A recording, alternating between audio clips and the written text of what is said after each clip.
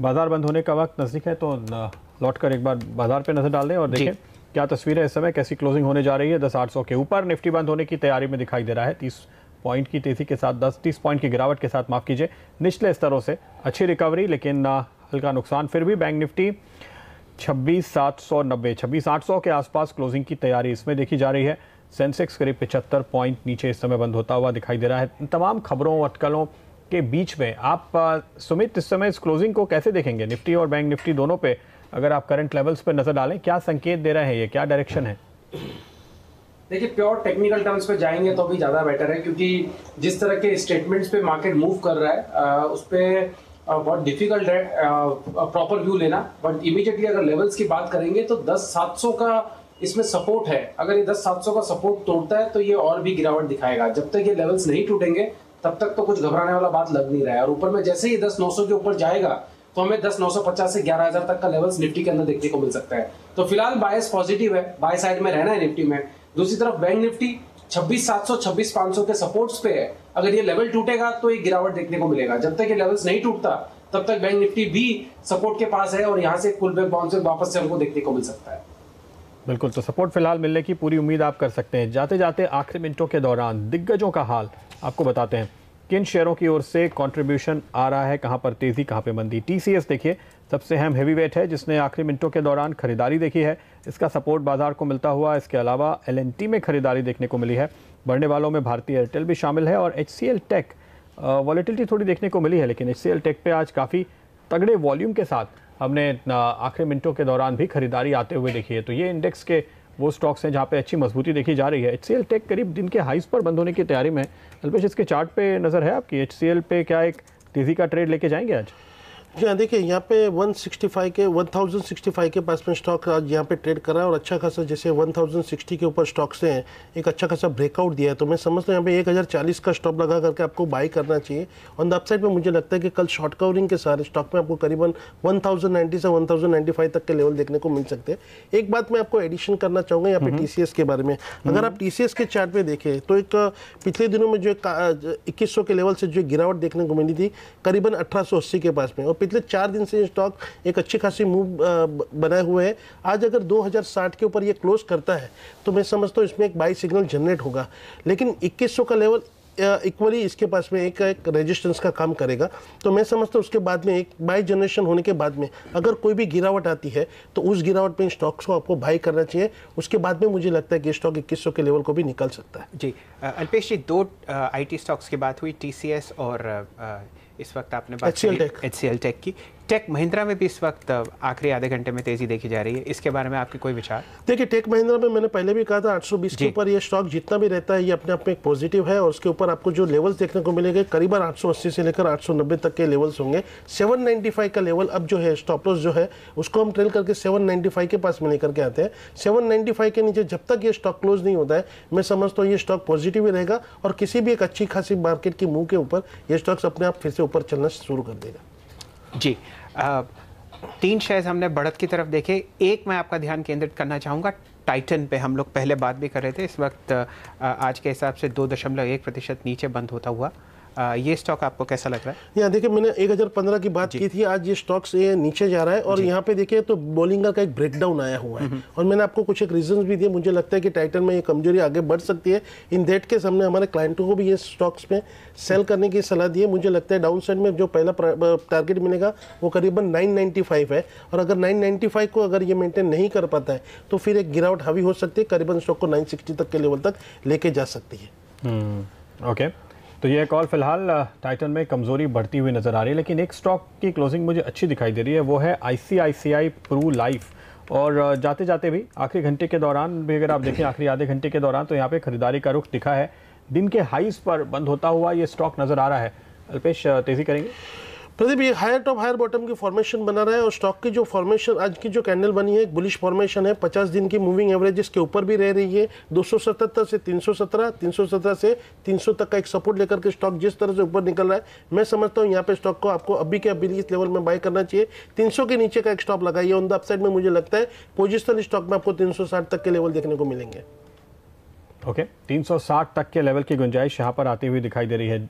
आखिरी मिनटों के दौरान कुछ और स्टॉक्स जिन्होंने तेज़ी पकड़ी है। अब देखिए मार्केट ब्रेथ सुधरती हुई नज़र आ रही है और हम वो स्टॉक्स ढूंढ रहे हैं। एंड्योरेंस टेक्नोलॉजी, मुझे याद है इसकी रिकमेंडेशन संदीप जैन कर रहे थे इसी हफ्ते की शुरुआत में, मेरे ख्याल से या शायद गुरुवार को। ये स्टॉक करीब 6% अभी इसमें उछाल देखिए आपको दिखाई देगा। दिन के हाइस पर बंद होने की तैयारी में ये नज़र आ रहा है। इसके साथ साथ इन्फो एज जिसने तेज़ रफ्तार पकड़ी है 4-5% के आसपास की। ऐसे बहुत एक्टिव हर रोज़ चलने वाले स्टॉक नहीं है, लेकिन आज के इस बाज़ार में आप देखिए इन्होंने जाते जाते जिस तरह की आखिरी मिनटों में एक खरीदारी देखी है वो काफ़ी इंटरेस्टिंग दिखाई देता है। कोई व्यू है इनमें से? प्रदीप, यहाँ पे इंड्योरेंस की अगर बात करें तो स्टॉक में गिरावट के बाद में एक अच्छे खासे लो लेवल में एक्यूमुलेशन हुआ है और डब्ल्यू की फॉर्मेशन बनी है बॉटम लेवल में, जो एक बुलिश ट्रेड के लिए बहुत ही अच्छी होती है। और 1300 के ऊपर स्टॉक ने जो ब्रेकआउट दिया है, मैं समझता हूँ ऑन द अपसाइड में जो टारगेट बनते करीबन 1500 से 1550 तक के लेवल आपको यहाँ पे देखने को मिल सकते हैं। करंट लेवल पे भी आप इस स्टॉक्स के अंदर बाई कर सकते हैं 1300 का स्टॉप लगा करके। ओके, खरीदारी की राय यहाँ पर आ रही है। सुमित, पिडिलाइट पे ज़रा नज़र डालिए। तेज़ रफ्तार और आज लगातार चौथा दिन है, बल्कि ये तो ऐसा लग रहा है कि बाजार की गिरावट से इसको कोई असर पड़ता नहीं है, जितना गिरता है उससे ज़्यादा रिकवर कर लेता है। आज भी करीब करीब वही तस्वीर देखी जा रही है, क्या कॉल देंगे? बिल्कुल, लास्ट 5 से 6 दिनों में स्टॉक ने लोअर लेवल से अच्छी रिकवरी दिखाई है। इनफैक्ट 100 पॉइंट का रिकवरी लास्ट 5 से 6 दिनों में स्टॉक ने दिखाया है। स्टॉक का इमीडिएट हर्डल 1170 के आसपास है। जैसे ही स्टॉक 1170 का लेवल क्रॉस करता है तो हमें स्टॉक के अंदर 1200 तक के या 1210 तक के लेवल्स भी देखने को मिल सकते हैं।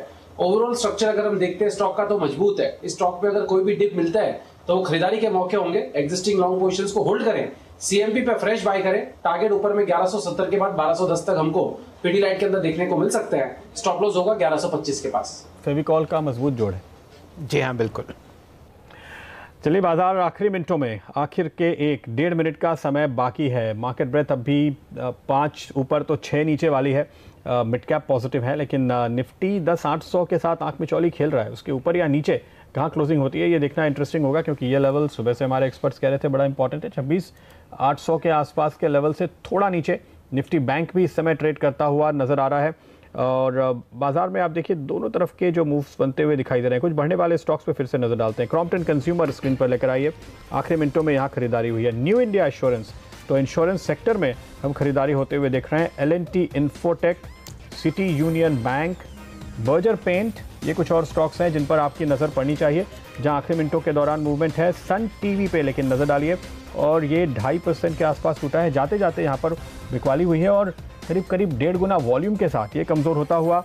JSPL में गिरावट है। सीमेंट्स, DLF, ये कुछ और स्टॉक्स हैं। आयशर मोटर्स, इंटरग्लोब एविएशन, ये वो स्टॉक्स हैं जो आज लोगों ने जाते जाते आखिरी मिनटों के दौरान इनमें बिकवाली की है या मंदी की पोजीशंस बनाई है। तो ये स्टॉक्स थोड़े कमज़ोर होकर बंद होते हुए इस समय नजर आ रहे हैं। दोनों तरफ के मूव्स हैं आपको जो बाजार में इस समय मिल रहे हैं, खरीदारी भी और बिकवाली भी।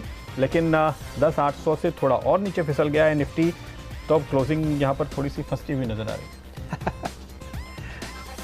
और प्रदीप जी इतने सुबह से जिस तरीके का माहौल चल रहा था बॉर्डर पे, आप ये देखिए कि सिर्फ 26 पॉइंट्स निफ्टी 10,800 पे बंद हुआ है। मेरे ख्याल से ये अपने आप में ये एक बहुत अच्छी अचीवमेंट, बहुत ही तारीफ की बात है। बुल्स ने आज पूरा जोर लगाया। मिड कैप इंडेक्स पॉजिटिव बंद हो रहा है, ये भी बड़ी अच्छी बात है। मार्केट ब्रेथ सुबह वाली नहीं, लेकिन फिर भी बहुत क्लोज है गिरने और बढ़ने वाले शेयर्स के बीच, और मिड कैप्स में खास तौर पे इंटरेस्ट देखने को मिला है। तो आज का रुझान जो दिखाई दे रहा है, ज़्यादा लिक्विड स्टॉक में दोनों तरफ के ट्रेड बन रहे हैं, तेज़ी और मंदी की तरफ। लेकिन अगर आप मिड कैप्स पे खास तौर पे ब्रॉड मार्केट पे देखें तो बहुत सारे शेयरों में लोगों ने खरीदारी की है, बॉटम फिशिंग करने की कोशिश करते हुए नजर आ रहे हैं। भारत डायनेमिक्स जैसे कुछ स्टॉक्स आपकी स्क्रीन पर लेकर आएंगे। आज के मार्केट की पूरी तस्वीर आपको दिखाते हैं, वो तमाम शेयर्स जिन पर हमने लगातार बात की और शानदार रिटर्न भी आपने कमाए। देखिए ये स्टॉक आपके सामने है। यूनाइटेड स्पिरिट्स पर हमने बात की, कैनरा बैंक पर हमने बात की। ये वो स्टॉक्स थे जिन्होंने शानदार परफॉर्म किया। भारत फोर्ज को भी आपको भूलना नहीं चाहिए। और निफ्टी के हीरोज़ आपके सामने UltraTech cement, Bajaj auto, UPL और सन फार्मा, जिनमें हमने एक तेज क्लोजिंग देखी है। आज के बाजार में गिरने वालों में भारतीय इंफ्राटेल, विप्रो, ये डाउनग्रेड का असर है।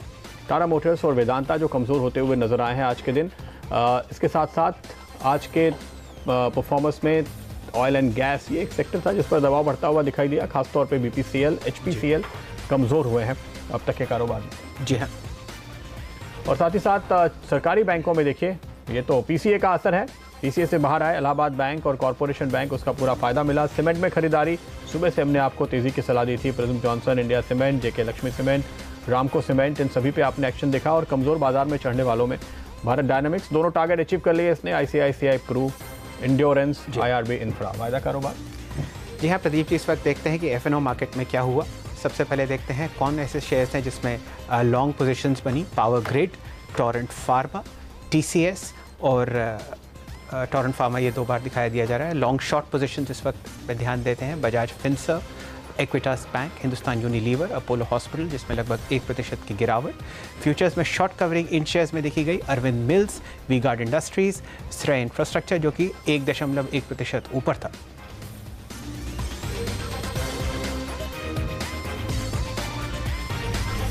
तो ये था आज के बाजार का हाल। अल्पेश, कुछ कहना चाहते हैं आप जाने से पहले? लेकिन मैं समझता हूँ यहाँ पे जो फ्यूचर की क्लोजिंग 10,800 के ऊपर हुई है, इसको हमें एक पॉजिटिवली लेना चाहिए। कैश की भी हुई है। जी हाँ, इसको हमें एक पॉजिटिवली लेना चाहिए। और ये मैं फ्राइडे तक का सिर्फ आपको एक स्ट्रक्चर बताता हूँ कि ये जिस हिसाब से माहौल है, हमको 200 पॉइंट के एक वॉलेटिलिटी इंडेक्स देना चाहिए। 10,700 के नीचे जब तक क्लोज नहीं आता है, आपका ध्यान पॉजिटिव रहेगा। ऑन द अपसाइड पहला टारगेट बनेगा 10,900। 10,900 के ऊपर ये क्लोज हो जाएगा डेफिनेटली, अगर इस हफ्ते कल तक में, तो फिर फ्राइडे तक में आपको 11,000 के लेवल देखने को मिल सकते हैं। ओके, तो ये क्लोजिंग पॉजिटिव दिखाई देती है। 10,800 के ऊपर फाइनली हम आखिरी मिनटों में नीचे गए थे, लेकिन जो फाइनल क्लोजिंग आई है वो बेहतर नजर आ रही है। तो यह है निफ्टी पर इस वक्त कॉल। बहुत बहुत शुक्रिया अल्पेश आपका, सुमित और आशीष माहेश्वरी जी आपका भी शुक्रिया हमारे साथ जुड़ने के लिए। और आइए अब आपको दिखाते हैं स्टॉक 2020 का रिजल्ट।